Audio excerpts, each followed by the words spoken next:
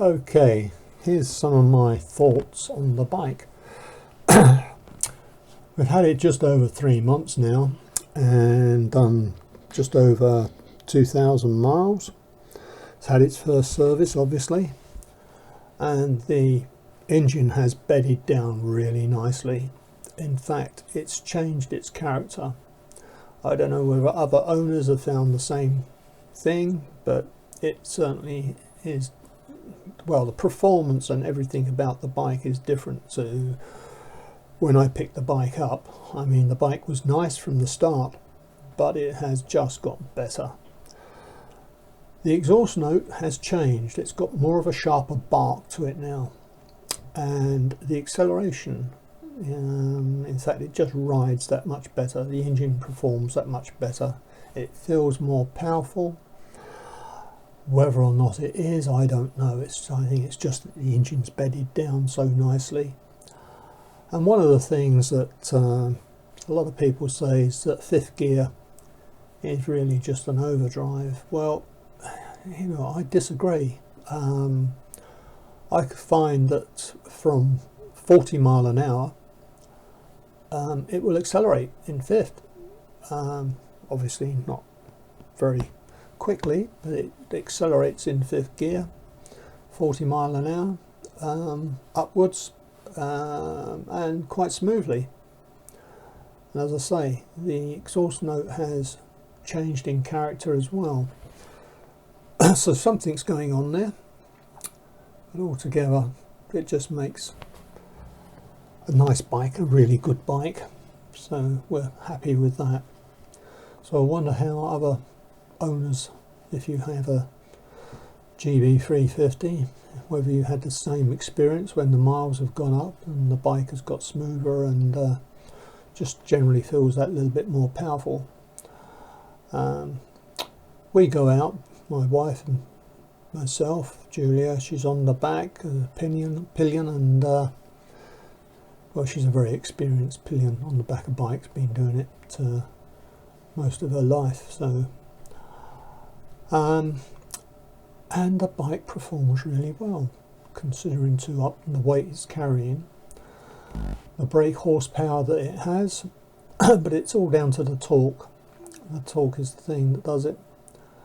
Obviously it's not going to fly along, but we'll have her up at 70 mile an hour, and if you hold it at that, you can increase that speed. And I haven't done so yet, but I think she will go up, reach 80 mile an hour on a fairly long run. And I wonder if any of you have managed to do that.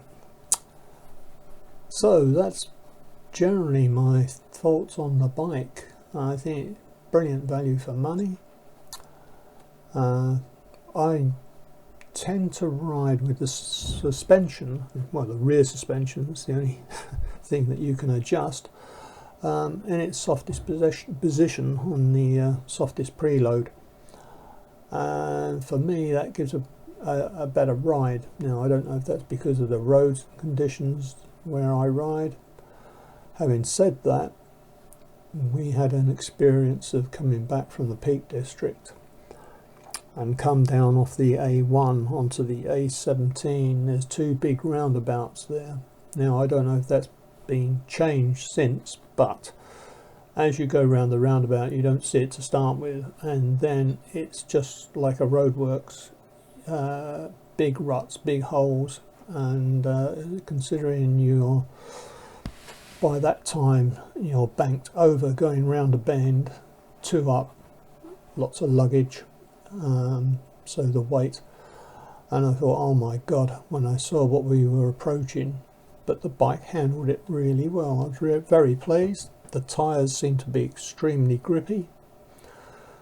Doesn't feel as though it's going to give way on you at all, so it makes cornering a pleasure. And going round lanes is, yeah, very pleasurable to say the least. So enjoy riding out. The other thing you may notice is that I've changed the crash helmet now, and I'm using one with the Peak Adventure helmet, as they call them, I find that very helpful. Low sunlight this time of year, being able to shield your eyes from that. I know it has the sun visor, which I ride a lot with it down, but the main visor up, you get a good blast of fresh air. At slower speeds, obviously at higher speeds the visor comes down, but it allows you to get more out of the actual ride. Okay, so that's my thoughts on the bike. I wonder if yours are any different. Reliability, no problems at all. Starts on the button. I put a USB port in, done other little bits and pieces. As you can see, I have the full travel pack fitted as well. Extended the put mirror extensions on, which now makes it so easy to see. Before, I used to have to move my head sideways one way or the other to see what was behind. It all makes a big difference. So let me know your experiences, whether they're similar or not. But as I say, it definitely has got better, and that exhaust note has got sharper, got a much more crack to it. Now, you guys might be able to help me out with this, but I'm looking to the possibility of fitting a rev counter. As I say, the engine is performing really well. It's revving really well. I haven't taken it up to the top or even attempted to. It's a rev limiter. It will go so far and that's it. It will bottom out apparently, but I haven't found that. I haven't tried taking the revs up that high, so I don't know. But I would like to have a rev counter so that I can see exactly what the engine is doing out of interest. The problem is, as you can see, I have the touring kit with the screen, which is the Honda screen, and I'm not sure that the rev counter would fit with the screen, because the metal brackets that hold the screen could be in the way. Now, I don't know, I'm just surmising this. So if any of you have any experience of this, I'd much appreciate some feedback. That'd be very good. So yeah, that's what I'm looking for. Also, possibility of fitting the tail tidy and rear hugger as well. But we shall see as we go along. But the main thing, I'm not too bothered on the others, but the main thing is I'd like to fit a rev counter. So any help there would be much appreciated.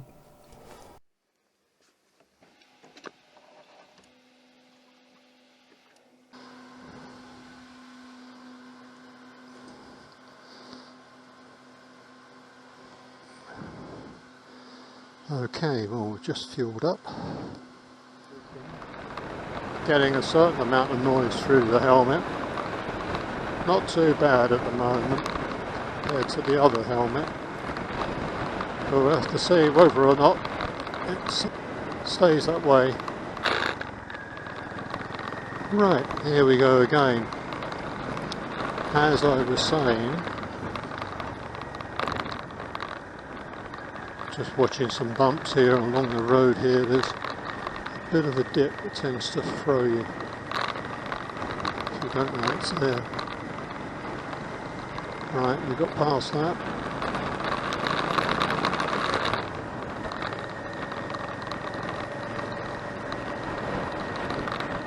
Okay, as I was saying, the brakes have improved considerably.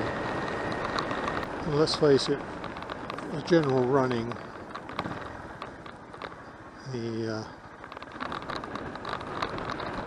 running in has worked really well.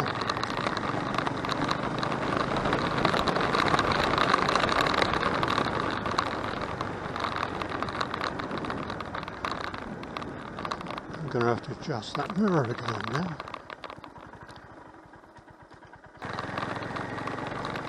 Now, as we can see, the main visor's open. We've got the sun visor down, although it's not terribly sunny at the moment. There's a fair bit of cloud in the sky. And we've got the sun visor down.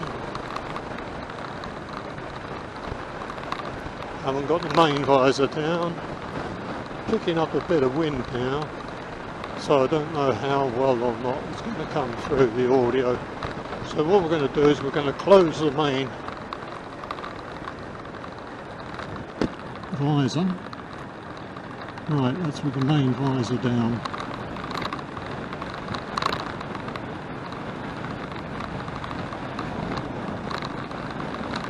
And hopefully the audio is not going to be too bad, but we shall have to wait and see.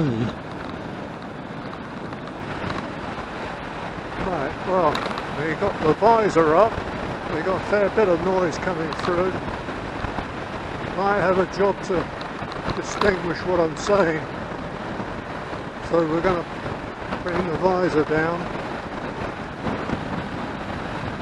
That's it, the visor's down. It always sounds a bit echoey with the visor down.